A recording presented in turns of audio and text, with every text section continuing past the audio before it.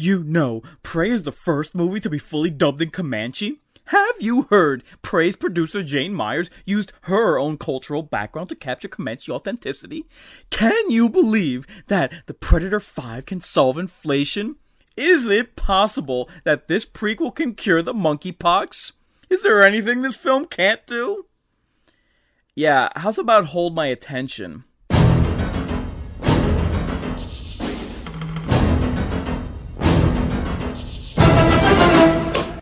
You've heard the warning shots from the coroner's report.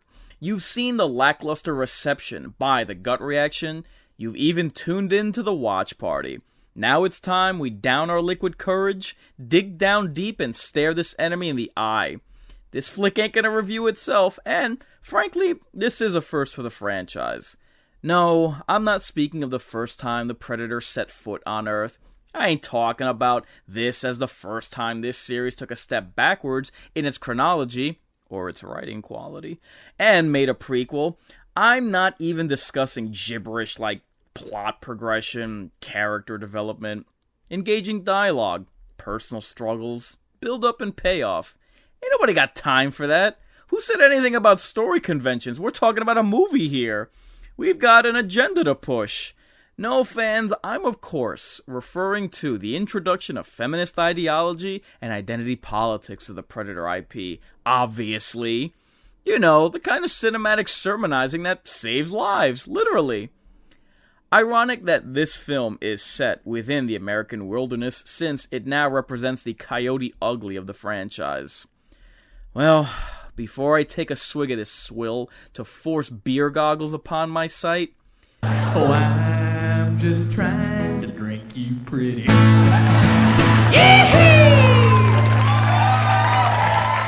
Could use a palate cleanser from this video's sponsors. Think of the power to tune out the whole world placed in your hands. Now think again, because Jabra headsets puts that power in your ears. Listen closely. From workout earbuds to Bluetooth music headsets and office hearing devices. So, if other brands play your music sounding like a broken record, march to the beat of a different tune with Jabra. If you're an HD snob like me, you probably buy Samsung for all your major electronics. Catch up on your favorite horror classics on one of their Ultra HD TVs. Watch one of Scream Factory's Blu-rays on their 4K players. Keep up with updates from 80s horror documentary In Search of Darkness on a high-end tablet. Subscribe to your favorite YouTuber through one of their Galaxy phones. I have so many Samsung devices, I've always thought they should be paying me. Well, now they can, and you can help. If you use the link in the description for either Samsung or Jabra purchases, it'll help the channel out tremendously. With the promotional considerations accounted for, it's on with the show. Our cultural enrichment studies opens on the narration of a monster's arrival, which is puzzling to say the least that this would be some kind of 100-year-old legend, since the film begins before the Predator set foot on Earth, and the movie's ending contradicts this myth getting passed down. Our obligatory heroine wakes up bright and early to report to work, selling jewelry by the highway. It wouldn't be so out of place for her to apply cosmetics for her 9 to 5, except that her makeup of choice is war paint for some reason. She realizes she can't get in a good day's work without a little wake and bake, and digs herself up some pharmaceuticals. Spotting a tree reminds her she's in dire need of target practice, especially in the event anyone spots her secret stash. I'd like to remind everyone that she'll be the protagonist for this pandering period piece, which immediately begs the question, how does the film expect me, you, or anyone to buy into this girl's hunting prowess when the movie itself doesn't even believe in her, as evidenced by her axe practice with a CGI weapon? Oops. That's about as realistic as the cat fight with Zoe Kravitz in that Batman debacle.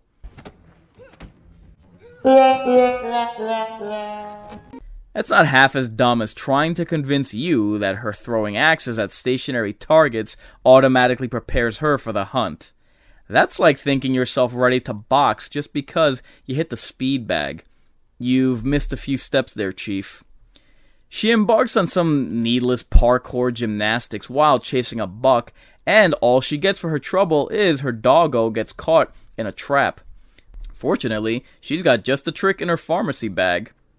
Thunder from above signals the predator's arrival, and a lazy title crawl for the film. We're not even 10 minutes into the movie, and the leading lady is already up to the predictable one-upmanship with back-to-back condescension and superiority complex towards the male characters. When she explains to her brother that she's ready to hunt, he's quick to remind her that she'll need something a little more sporting than just throwing axes at motionless wood. Oh, don't hit back. Back at the tribe on her lunch break, she's reminded of the importance of her tribe's survival despite almost catching a deer. No, she didn't. Because they can't feed on almost.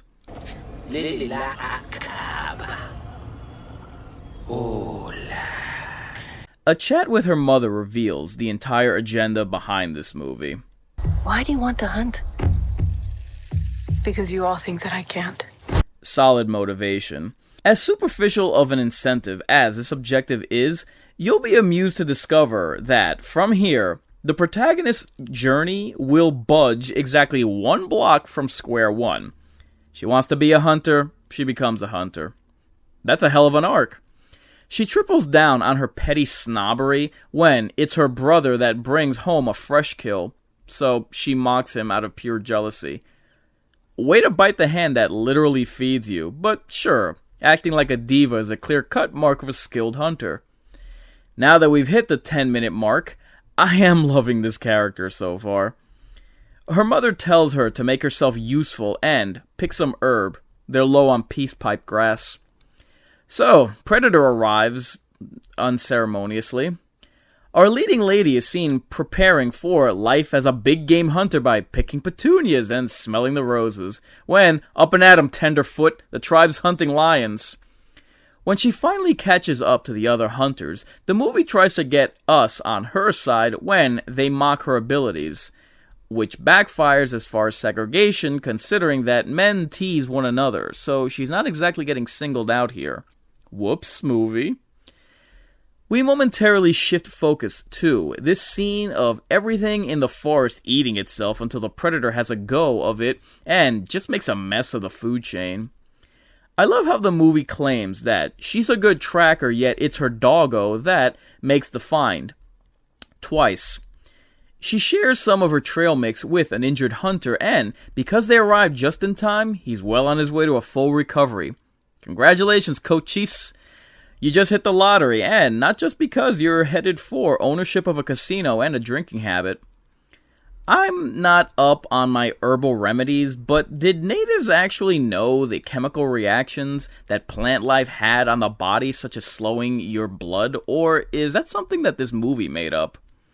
She spots a paw print that could be anything and immediately suspects something's afoot, and not just the tracks. Hey, movie, she's been hunting, really hunting, for a day. This keen insight that you're trying to push is a bit of a force, which is instantly negated when her brother needs to put out her torch so it won't scare away the mountain lion they're hunting. Good thing they brought along the expert tracker. Moving on. Right on cue, the hunter, caught mansplaining to Hiawatha, gets taken out by the lion. She doesn't fare much better, as she doesn't land a single strike against Mufasa and falls right out of the tree. But don't worry, a rocket to her noggin broke her fall. Black Hawk down. She wakes up from her hangover, back at camp because her brother had to play designated driver. Jeez, I'm surprised this flick is so misogynistic to have a man save a woman. Not very progressive movie. When she gets restless, her mother hands her a bowl of firewater and gives her some sage advice to stop being such an attention whore. The movie treats the brother's return from the successful hunt of the lion like such this blasphemous insult. No gratitude from Saskatchewan for having her life saved 3 times. What a mean drunk. By morning, she's off on her solo hunt, no sobriety test or after effects of concussion to speak of. The predator is seen testing his mettle, crossing swords, so to speak, with a wild dog in what can only be described as Dancing with Wolves. This would otherwise be insignificant, apart from that setup for that perfect Kevin Costner joke, except that it's a carbon copy of the samurai scene from Predators 2010, down to the delayed skewering effect.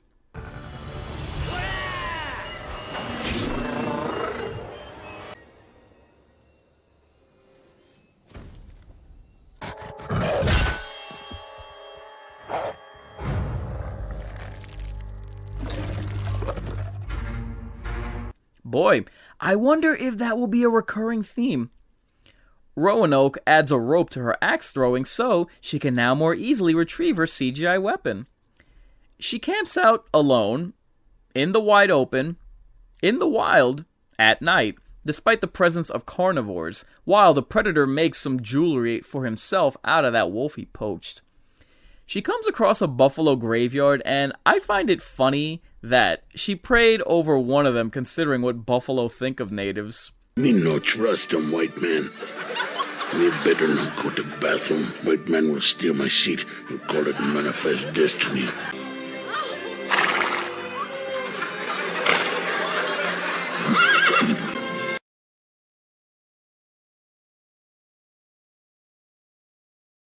The movie then breaks one of the established rules of the lore when the predator's cloak doesn't malfunction in the water. Meanwhile, Croatoan gets herself neck deep in a tar pit, but don't worry, minor inconvenience for a boss girl. It's not like her hands or the rope would be too slick to pull her entire body weight out of the mud that's actively pulling her in. Let's skip to the bear scene. Her bow snaps, but again, she fixes it lickety-split.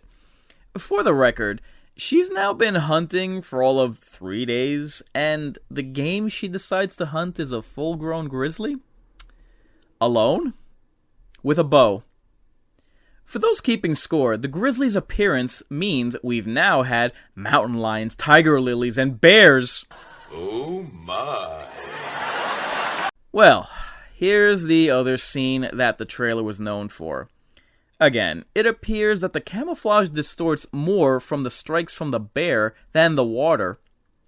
Good thing we're strictly adhering to rules from 35 years of movie lore.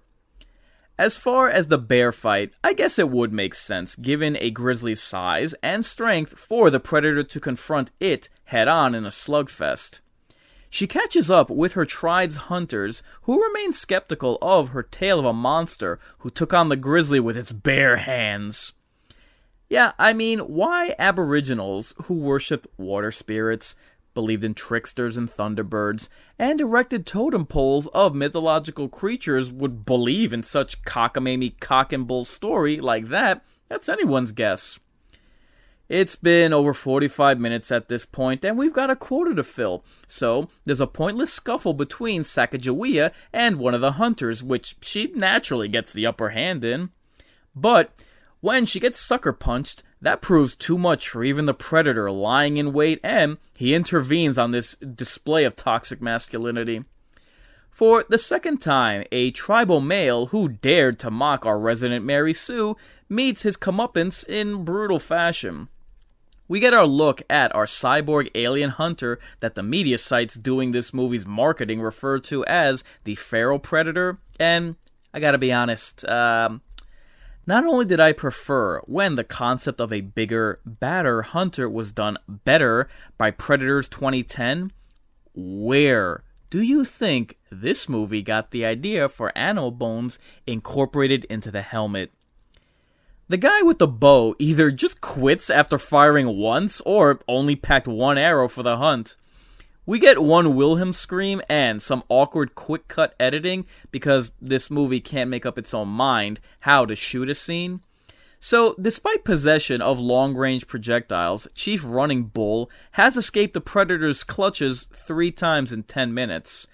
I guess for the first hunt on Earth, they didn't send their best and brightest. I guess I shouldn't be surprised that a Cherokee can make pretty good headway.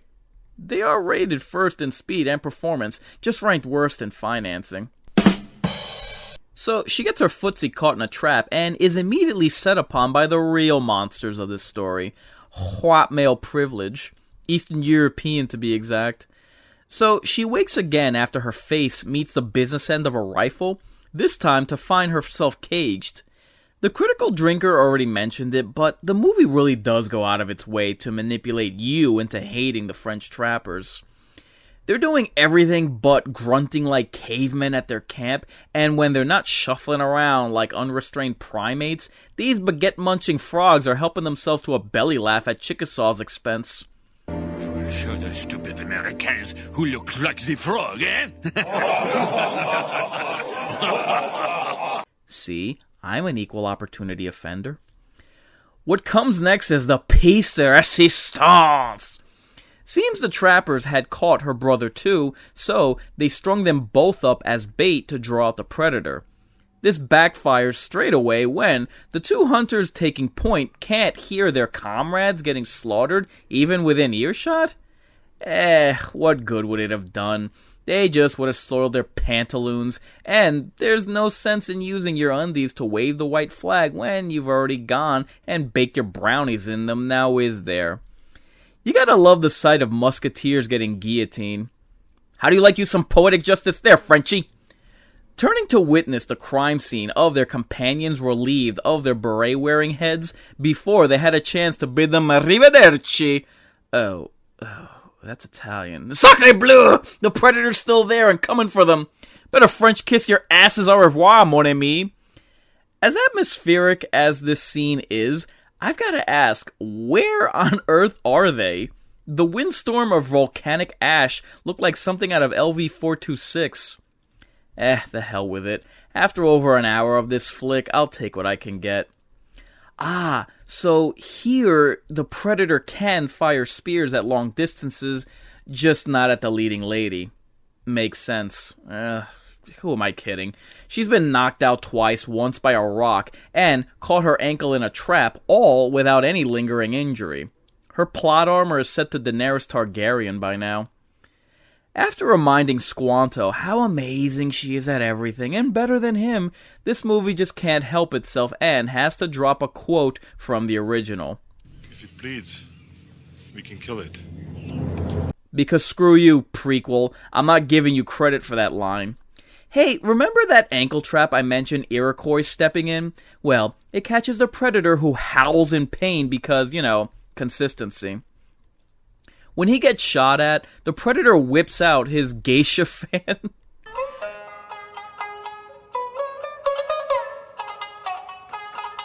The moment I saw Captain Jacques Cousteau Sparrow fire his pistol at Predhead, I knew where this Easter egg was headed. Savvy? After Apache breaks loose of her restraints and breaks the fourth wall by telling us that she as a female is smarter than a beaver, the Predator unleashes a trap on the hunters that takes an excruciatingly long time to deploy before the film cuts away to prevent us from seeing what it does. Solid payoff. What precedes is just an eye-rolling exacerbation in character masturbation. In one unnecessarily protracted long tracking shot, Navajo apparently caught a case of penis envy from the Predator mowing down Franks and proceeds to utterly lay waste to every hua chromosome back at the trapper camp. Let's ignore the fact that she's 80 pounds soaking wet. Hasn't been trained as a hunter, so couldn't possibly have experience in hand-to-hand combat despite grappling like a mixed martial arts cage fighter. But this bush bitch has just been stabbed, beaten, imprisoned, and restrained by the trappers without a single meal in over half a day. She wouldn't have the strength to lift a dream catcher, let alone throw down with a camp full of Bonapartes. Once Predoroid juices himself with some anabolic gym candy, apparently he wasn't the only one getting his fix. Chippewa gives a wounded hunter some of her hash, and naturally, since she's amazing at everything, she can treat severed limbs, load and fire a gun despite never seeing one in her life, and even understands Predator weapons. This overbearing quota is followed by another rule-breaking scene where the Sequoia's Indian hemp instantly decreases blood temperature so the approaching predator wouldn't think to search for other signs of life. such as breathing, for instance. You know, like how we humans do. This movie is stupid. Speaking of not attentively observing other signs, this muttonhead can't even hear the sound of Chief Crazy Horse riding his crazy horse heading right towards him. The Predator gets his special needs helmet knocked off his block, and Jesus Christ, talk about special needs. Now there's a face only a mother could love. Yeah. Holy God, this thing is so ugly, its eyes aren't awkwardly positioned on its skull, they're actively migrating up its forehead to get away from its unfortunate looking face.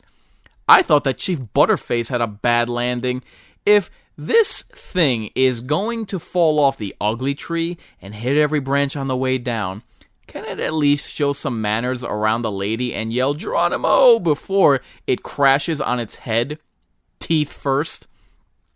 The brother on horseback generously finds that spear the Predator lost and returns it to sender through his back, so you know he ain't an Indian giver. And the Predator returns the favor, ending his life brutally. The rest of us didn't get away so easily. There's about 20 minutes left of this mundanity.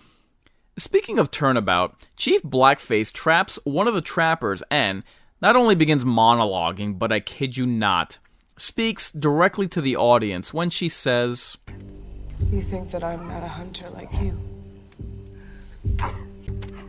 And I'm not a threat. That is what makes me dangerous. Boring. When the Predator shows up, there's more magic opiates and parkour nonsense, and she manages to nab the turtle shell mask. You can add a Predator chokeslam to the list of ineffectual injuries that not only doesn't faze her in the slightest, but she single-handedly rips off his mandible and stabs him with it. Dude, you couldn't dislodge one of your own teeth using both your hands. This dainty little dweeb is going to detach the appendage of a jawbone? Oh, but that test of strength is nothing compared to when she pulls a 7.5-foot alien monster down into the tar pit using a rope and her minuscule strength, to which he simply rises from the mud Apocalypse Now style. What preceded and followed this frivolity was the Predator's arm getting dismembered,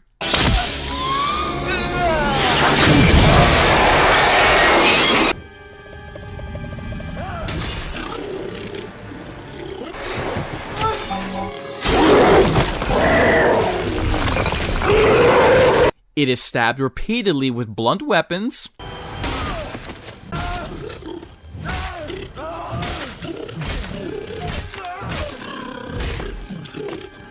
and it shoots its own head off.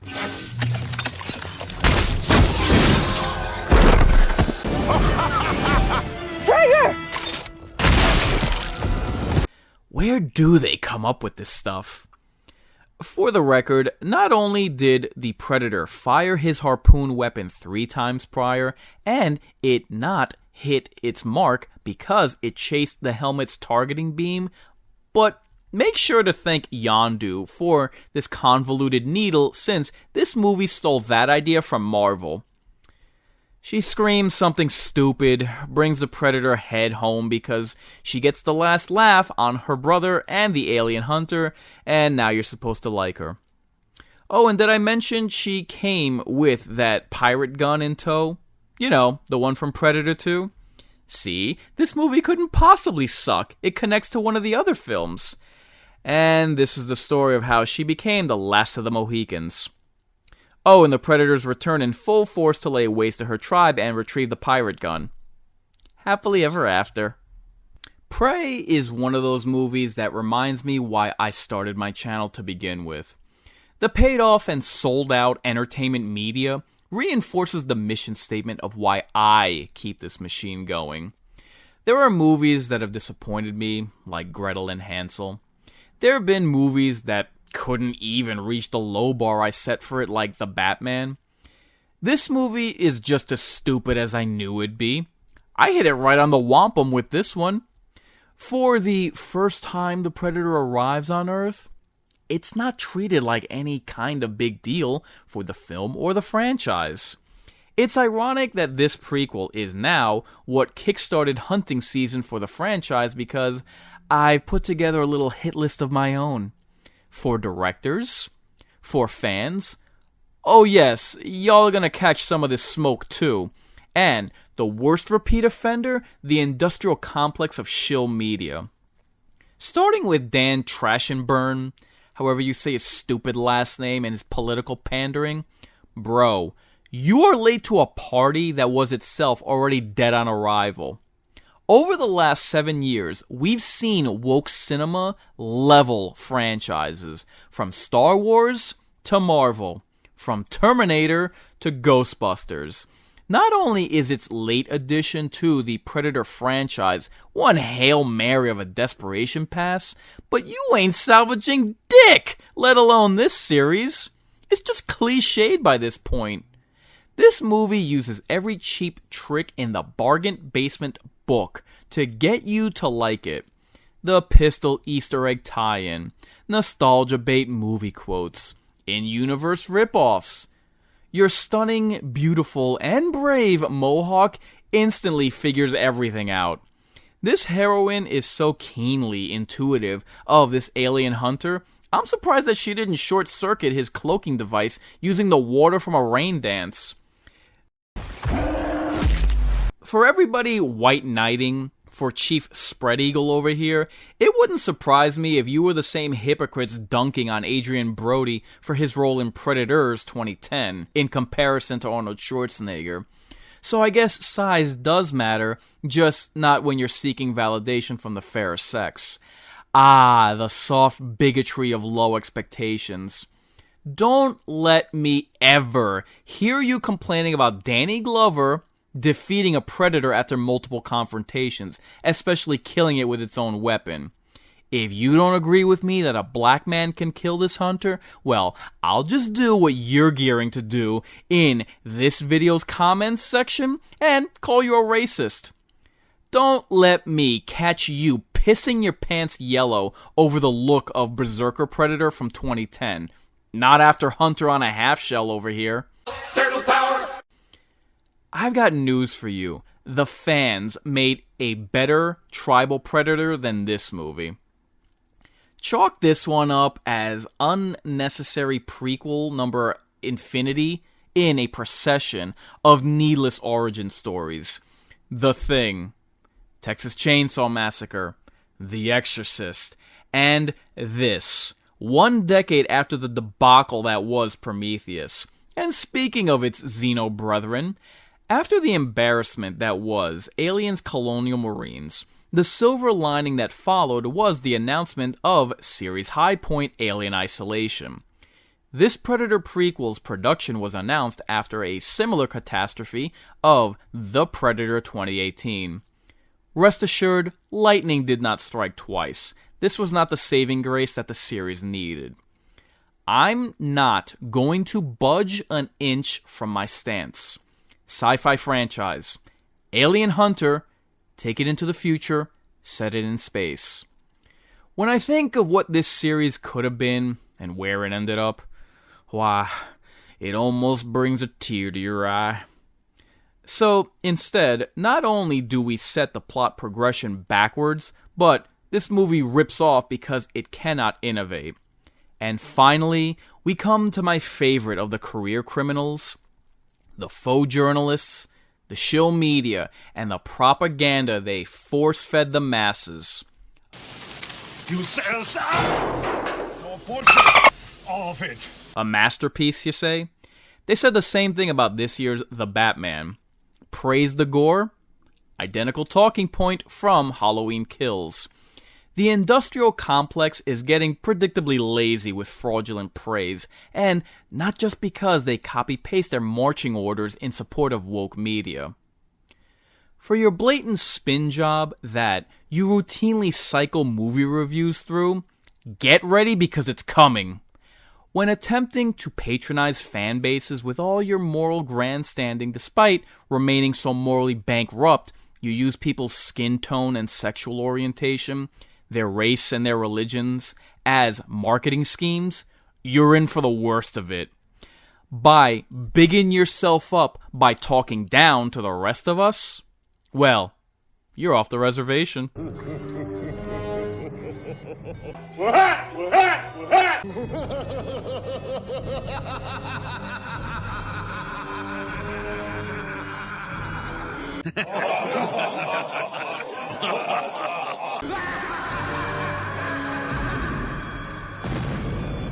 I've been Inkarnate, and it ain't just a big deal, I'm the real deal.